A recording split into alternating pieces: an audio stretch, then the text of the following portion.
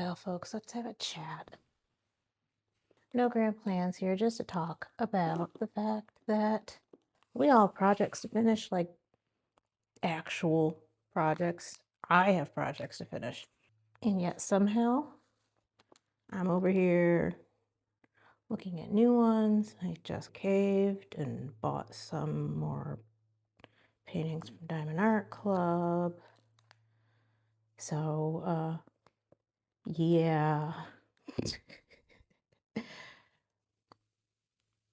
You know, it's like I run a small shelter for wayward projects, wayward crafts. Okay, that didn't work. There's just so many things I want to do, things I want to try. I sometimes just can't stick with them, can't be consistent enough to make any real kind of progress. Let me fix this real quick. Have you ever wondered why that happens? It happens to all of us.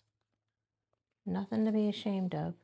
So I've come to realize that there's probably a few reasons why these things happen to us as crafters.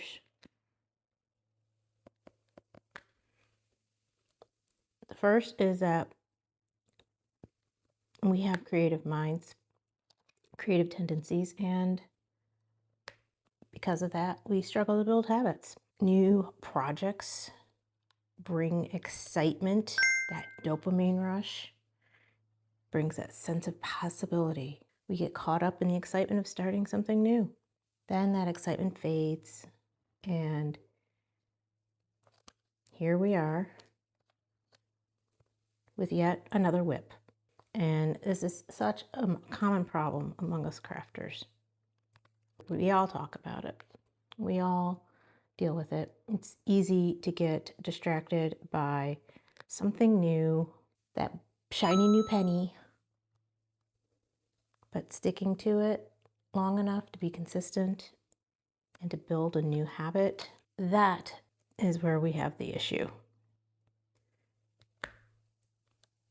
The desire to finish requires us to make a shift in thinking. And that's when distractions take over. You know how it is in this world. We are all connected. Social media, we engage, we get distracted, we get enabled. Being distracted in this day and age is so commonplace. Phones in our pockets. We're more connected than ever to everything and everyone around us. For me, the distraction's the worst. I sit down with the intention to do something productive, and then what happens? I pull up my phone and start doom scrolling. It's like, hey Jen, no one posted anything new on YouTube in the past 10 minutes, I promise. Put your phone down. We also tend to fall into the perfectionism trap. We all fall into this. That's a big issue for me as well. It's almost like a weekly topic in my whipping chats. This new project needs to be absolutely amazing, life-changing. And then when it's not, the excitement fades. And then the next shiny penny comes along. Hey, look, something new got released on Diamond Art Club this weekend. And then procrastination wins. So everything I have mentioned so far leads to one thing: the procrastination trap. And I don't mean time management. I don't mean laziness. Not that kind of procrastination. The kind of, well, this task is now overwhelming because it's not turning out perfectly, or it's not that life-changing dopamine rush that I was looking for. So let's move on to something else. Let's move on to the next craft or the next whip. Oh, hey, look, there's a new show to binge on instead. We procrastinate, again, not just because we're lazy or unmotivated. We're afraid things aren't going to turn out just right. So what can we do?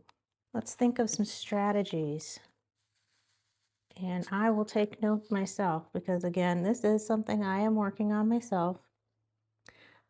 First thing you can do is set some clear goals for yourself. I have tried that this year, at least with my diamond painting projects, with WIPGO. It's been successful for the most part.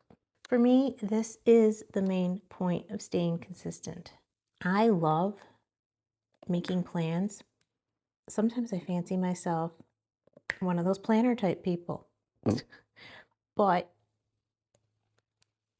I don't stick with that. That's about as reliable as me sticking with a project for longer than a week. I don't like spontaneity. I do like to plan ahead though.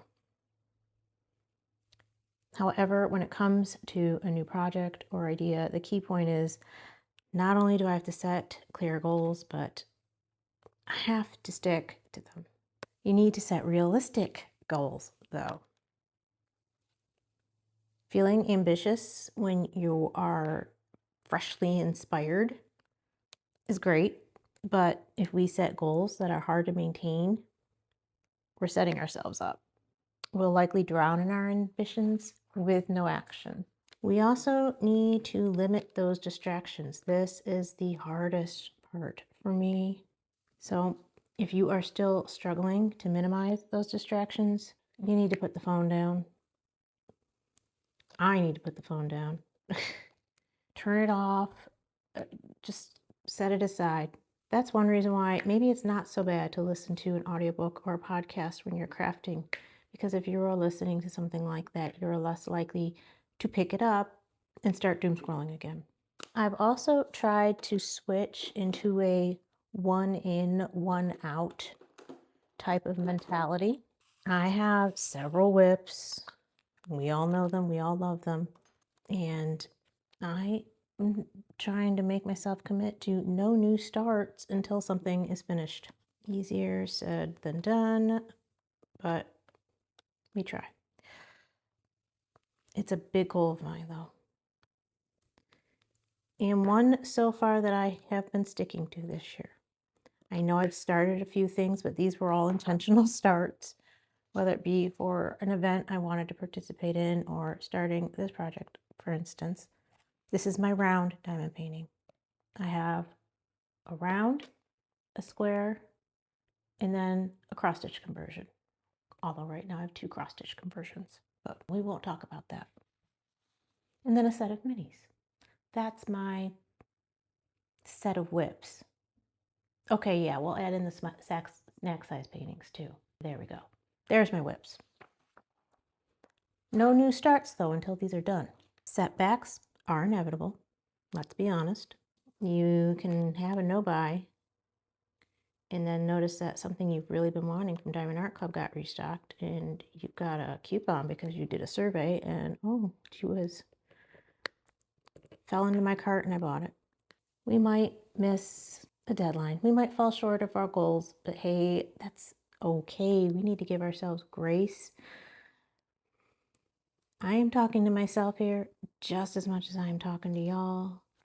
I need to give myself grace. I know. Staying consistent with one WIP isn't always easy. That's why you also need to allow yourself to find joys in the small wins, the page finishes, the mini canvas that you finished, the row completed on your main project. Just remember, you are not alone in feeling this way. And I guess that's my main point for this video, just to make sure you all know you are not alone. We are all struggling with the same crafting demons. It's a tug of war between the excitement of starting something brand spanking new and then taking the time to finish it. But here's the thing. Like I always say, progress doesn't always mean perfection. Perfection doesn't always turn into progress. Give yourself permission to embrace the setbacks. The real key is just do it. Do what makes you happy. Do what makes you feel good. Do what gives you peace. With that being said, if you have any thoughts, any ideas or feedback relating to the shiny new penny, let's start all the things syndrome, I'd love to hear them. Drop them in the comments below. I will see you all in the next one. Be crafty. Bye, y'all.